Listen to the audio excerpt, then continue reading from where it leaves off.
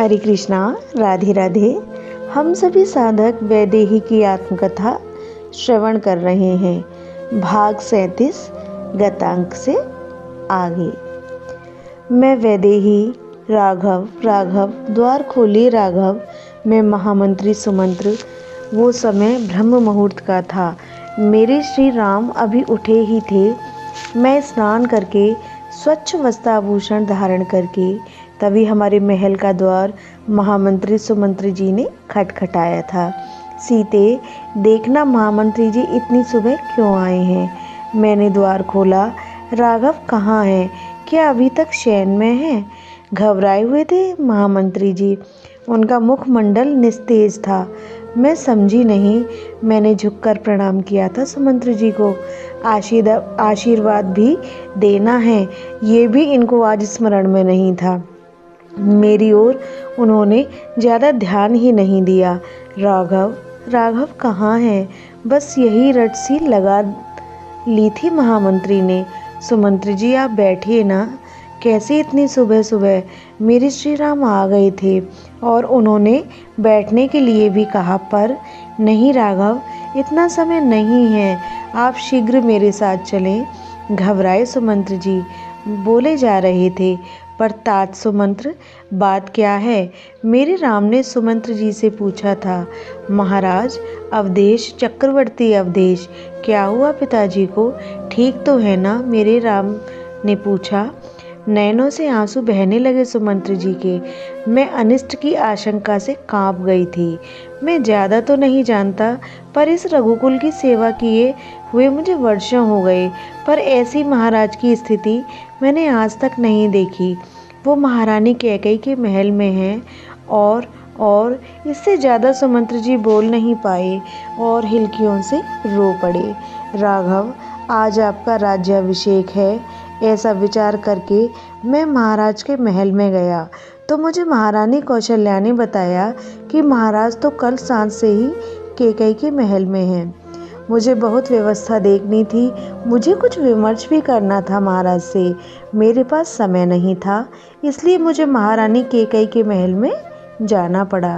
हे राघव, मैंने वहाँ जो देखा। आपने क्या देखा वहाँ सुमंत्र जी?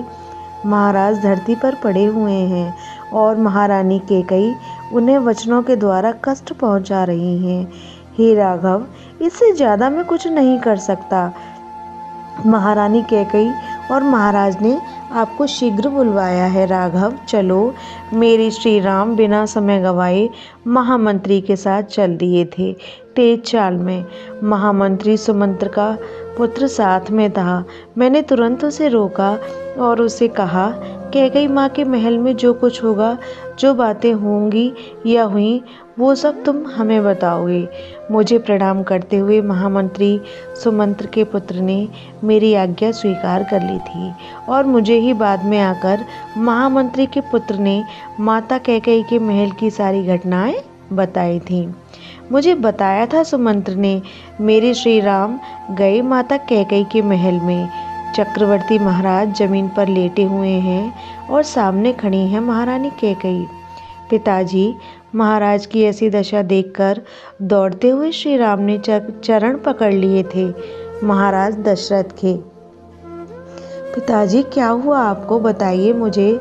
पर महाराज दशरथ की स्थिति ऐसी भी नहीं थी कि वे कुछ बोल भी सकें। मामा, आप तो बताओ क्या हुआ पिताजी को? कुछ नहीं, मैंने वरदान मांग लिए थे तुम्हारे पिताजी से। महारानी कैकेयी का रूखा जवाब था। माँ, ऐसा क्या मांग लिया आपने कि रघुकुल का सूर्य निस्तेज हो गया? माँ, ऐसा क्या वरदान मांग लिया जिसे देने में मेरे पिता समर्थ नहीं हो रहे? माँ, बोलो माँ, क्या मांगा तुमने ऐसा कि सूर्यवंश का सम्राट आज ऐसे दीनहीन स्थिति में पहुँच गया? मैंने 2 वरदान मांग लिए थे, कैकेयी ने उत्तर दिया। कौन से 2 वरदान माँ? पहला वरदान, भरत को राज्य सत्ता। इतना सुनते ही नाच उठे थे मेरे श्री राम। उनका अंग अंग पुलकित हो उठा था। सुमंत्र के पुत्र ने मुझे बताई ये सारी बातें। माँ, ये तो तुमने मेरी इच्छा पूरी की है। और दूसरा वरदान श्री राम ने पूछा था। दूसरा वरदान, तुम्हें 14 वर्ष का वनवास। मामा तुम कितनी अच्छी हो, मेरे श्री राम झूम उठे थे। मुझे याद है महामंत्री सुमंत्र के पुत्र ने बताया था मुझे कि जब मेरे श्री राम ने सुना कि उनको 14 वर्ष का वनवास मिला है तो मेरे श्री राम को इतनी खुशी हुई जैसे कोई हाथी का बालक किसी दलदल में फंस जाता है, निकल नहीं पा रहा। तब उसकी माँ आती है और सूंड से अपने बालक को खींचकर बाहर निकाल देती है। तब वह हाथी का बालक जैसे झूम उठता है और स्वतंत्रता की हवा में दौड़ता है, ऐसी ही श्री राम की स्थिति हुई थी। पिताजी आप रोए नहीं, बस 14 वर्ष की तो बात है ना। मेरे श्री राम महाराज दशरथ जी के पास आ गए थे, चरणों को सहलाते हुए बोल रहे थे, मैं खुश हूँ, मैं बहुत प्रसन्न हूँ पिताजी। अब देखो ना, मेरा भाई भरत राजा बनेगा, इससे ज़्यादा खुशी की बात मेरे लिए क्या होगी। तभी श्री राम के नेत्रों से झरझर आंसू बहने लगे थे। तुम रो रहे हो राम, क्यों? अभी तो कह रहे थे कि तुम खुश हो, महारानी कैकेयी ने श्री राम से पूछा था। नहीं माँ, मैं बहुत खुश हूँ, मेरा भाई भरत राजा बनेगा, मेरे लिए इससे खुशी की बात और क्या हो सकती है। पर माँ, चुप हो गए थे श्री राम। पर क्या राम? राम इन आँखों से अपने भाई का राज्याभिषेक नहीं देख पाएगा। इतना कहते हुए श्री राम हिलकियों से रो पड़े थे। मेरी बहुत इच्छा थी माँ कि अपने भाई का राज्याभिषेक देखूं। फिर कुछ देर बाद श्री राम तुरंत बोले थे, माँ एक काम करना ना, जब मेरे भाई का राज्याभिषेक होना तब मेरे पास जंगल में सूचना पहुँचा देना माँ कि आज के दिन भरत भाई राजा बना है।